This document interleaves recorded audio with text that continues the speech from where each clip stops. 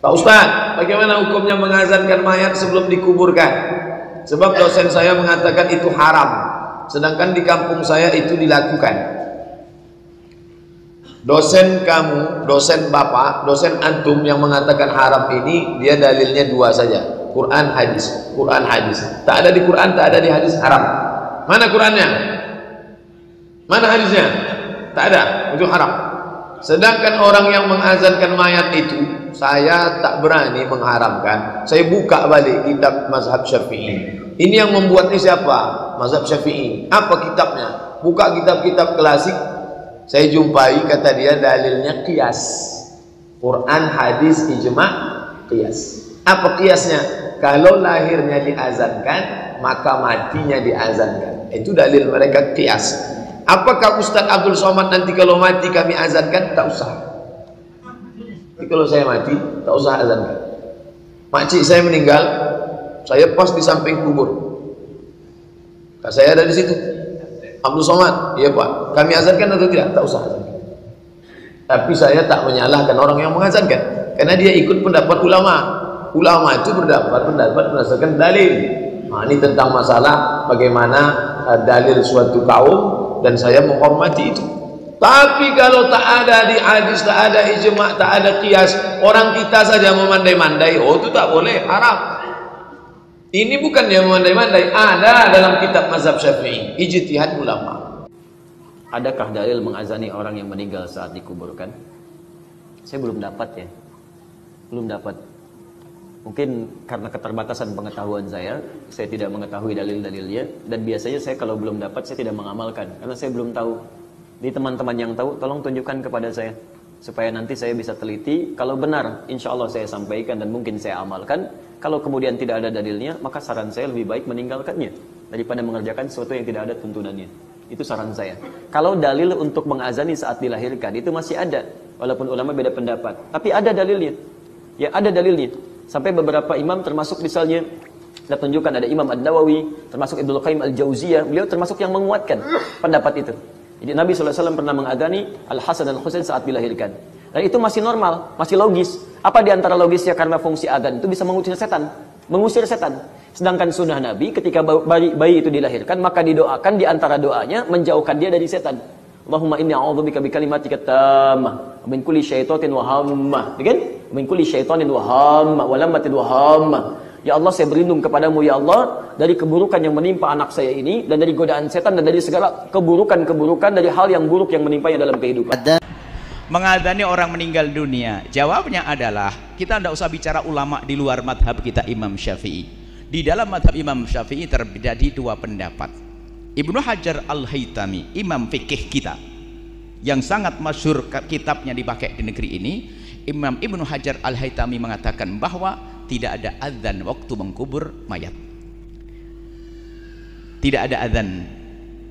Nah, ulama yang lainnya mengatakan ada azan.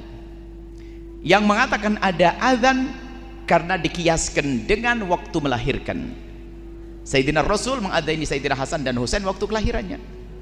Jadi waktu berpindah dari alam rahim ke alam dunia dikumandangkan kalimat takbir dan tahlil. Maka di saat berpindah dari alam dunia menuju alam barzah diadzani. Jadi ini khilaf di antara ulama. Ini bukan urusannya orang madhab lain, bukan berarti yang mengingkari adzan langsung musuh kita, bukan. Sebab di dalam madhab kita Ibnu Hajar Al-Haytami itu gurunya yang punya Fathul Mu'in, yang pernah mendengar kitab Fathul Mu'in, mengatakan adzan tidak ada. Jadi ini sederhana, kalau Anda masuk kampung biasa diadzani, ada pendapat ulama yang diikuti, yang tidak adzan ya enggak apa-apa. Jadi ini khilaf di antara ulama kita ya, bukan urusan ulama yang anti kita, bukan. Ini adalah khilaf di dalam madhab kita. Imam Syafi'i radhiyallahu taala anhu tidak ada adzan, tapi kalau kita mengadzani ada, mereka ngikuti petunjuk karena ini keluar dari alam ke alam lain, dikumandangkan adzan.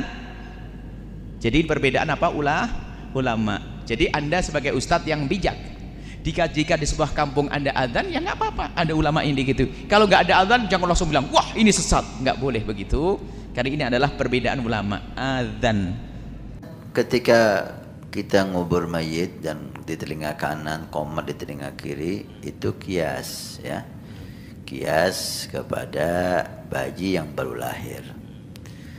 Bayi yang baru lahir disunnahkan untuk diadzan di telinga kanan dan sunnah untuk qomat di telinga kiri.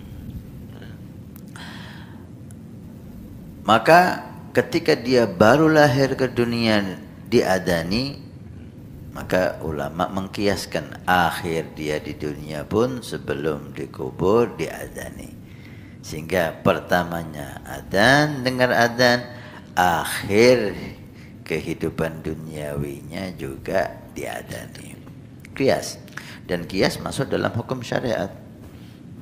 Hukum syariat itu Nabil Quran, hadis, ijma ulama dan kias. Tapi yang kias para ulama. Maka hukum adzan bagi mayit, untuk mayit itu sunnah kias. Kias itu menyambungkan satu permasalahan dengan permasalahan yang lain. Dikiaskan ketika dia lahir diadzani, sunnah diadzani, maka ketika dia mati pun sunnah diadzani, supaya awalnya adzan, akhirnya adzan. Azan dan iqamah saat mengubur orang yang meninggal, apakah sahih dalilnya? Khusus yang masih dihasankan oleh para ulama adalah azan di telinga kanan bayi. Itu yang masih dihasankan oleh Ibnu Qayyim rahimahullah dalam buku beliau. Tapi kalau iqamah memang didhaifkan oleh umumnya ulama. Iqamah di telinga kiri itu tidak ada, kan gitu. Itu yang masalah bayi lahir. Kalau masalah iqamah dan azan pada saat menguburkan orang mati, sama sekali nggak ada dalilnya. Ini perbuatan bid'ah yang mungkar, nggak boleh. Nggak ada azan di kuburan.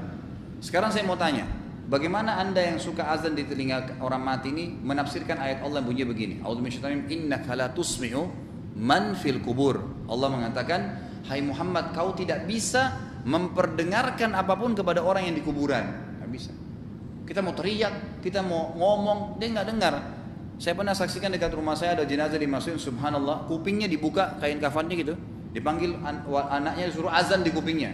Dia dengar apa? Sebentar lagi ditutup, dia akan dimakan belatung badannya. Ruhnya itu yang berpengaruh. Ruh itu sudah selesai di alam barzah, nggak ada omongannya. Dan yang lebih luar biasa lagi, tidak pernah ada hadis yang menyebutkan Nabi SAW pernah mengazankan atau menyuruh sahabat untuk mengazankan orang yang sudah mati, baik itu syuhada Uhud, syuhada Badr, atau sahabat-sahabat yang meninggal di kuburan Baqi. Nggak pernah sama sekali, nggak pernah sama sekali. Jadi azan itu tidak dilakukan kecuali di beberapa keadaan, terutama masalah sholat. Pada saat terjadi kebakaran, itu memang ada beberapa dalil memang yang masih dihasankan oleh para ulama. Tapi kalau masalah orang mati tidak ada dalilnya.